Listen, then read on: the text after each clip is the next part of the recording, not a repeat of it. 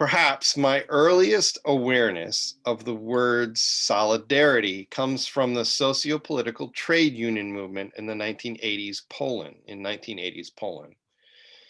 Leader Lech Walesa sparked a historic campaign for political change and opposition to communist regimes across Europe.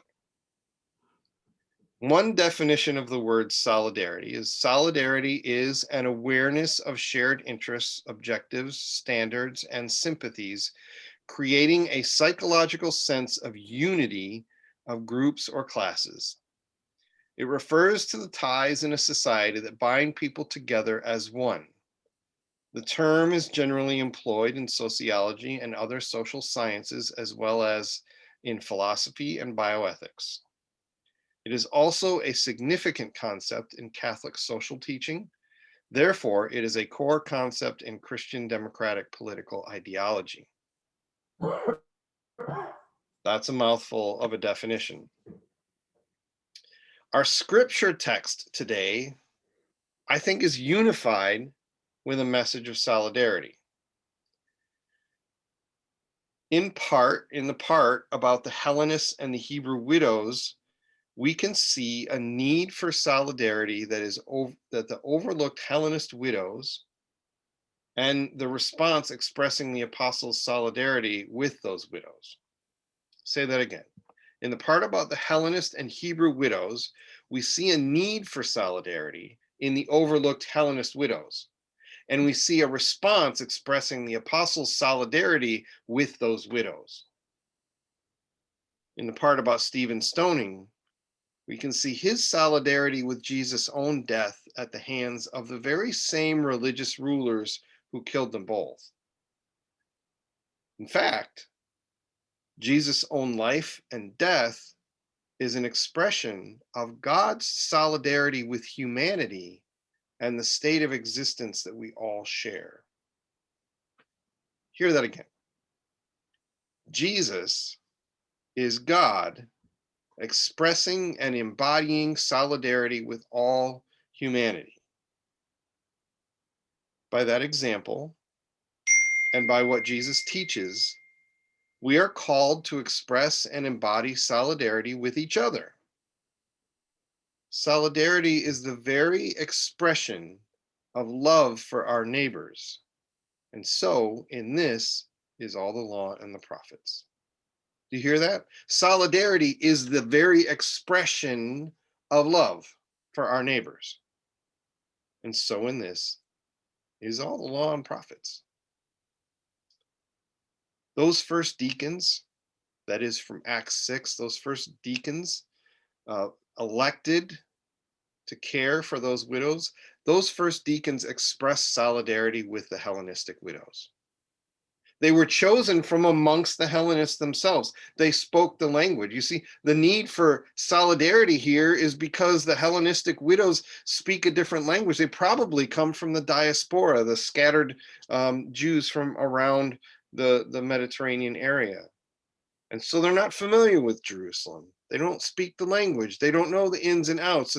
And so they're a vulnerable outsider. And so the apostles elect from amongst the Hellenists a number of people to be leaders to oversee their care so that they no longer get overlooked. That is an expression of solidarity with the people who are in need. This has happened throughout history. I could go on and on and on. In all the places from Jesus onward in which solidarity was expressed. But here are a few that immediately came to mind as I thought about this topic. The Reverend Dietrich Bonhoeffer showed solidarity for the German people when he returned to his country at the outset of World War II, even though he was in Harlem in the United States, and many of his friends encouraged him not to return to Germany because of the war breaking out. He said, "How can I celebrate victory with my people if I will not endure alongside them?" That cost him his life as he was martyred. Also martyred, Archbishop Oscar Romero, showed solidarity with the poor people of El Salvador when he stood up and spoke out on their behalf. They thought that they had been electing a bookworm who would just bend over for the government and be compliant to the rich, wealthy landowners in El Salvador. But Archbishop Oscar Romero experienced and expressed solidarity with the poor in El Salvador, and it got him martyred while he was administering communion. The Reverend Dr. Martin Luther King Jr. called us to solidarity with our neighbors of color, our poor neighbors, and our neighbors being sent off to war. And like Bonhoeffer and Romero, he too was killed for his words calling us to peace and solidarity and love. The t-shirt that I'm wearing is the Statue of Liberty. If you can see it, it says Mother of Exiles, and the Grand Colossus that is engraved at the base of that statue says, "Bring me, you're hungry, you're tired, you're poor." It is an expression of solidarity of people in need, breathing or longing to breathe free, to live in hope. It is an expression of solidarity. And by the videos and the discussions that we've had about Ramadan and Islam, we are showing solidarity with our Muslim neighbors. We don't have to be Muslim ourselves. We can listen to their story. We can read the words from their holy text. We can learn who they are and what they believe. Likewise on Earth Day, coming up this week. And in all of our environmental stewardship of this miraculous planet of ours, we show solidarity with all humankind that is going to come after us, our children and our grandchildren and their grandchildren and their grandchildren's grandchildren, on down through the generations who need to live in this planet along with us. We can show solidarity with those who come after us. Here in churches like ours, faith communities like ours, we show solidarity with LGBTQ neighbors by overtly expressing extravagant welcome to them and inviting them into full membership and full participation in the community, as with all the rights and privileges that every other human being, every other member of our community enjoys. Sometimes that solidarity means struggling alongside people. It means suffering the same indignities and disgraces that others express. As a matter of fact, as a result of showing my solidarity with LGBTQ neighbors, I as well have been rejected by a church denomination for expressing that love.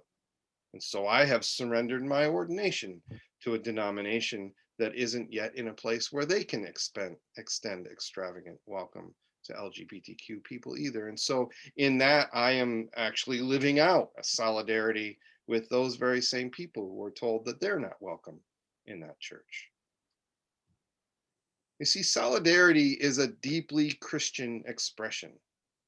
Remember, I said that Jesus is God expressing solidarity with humanity.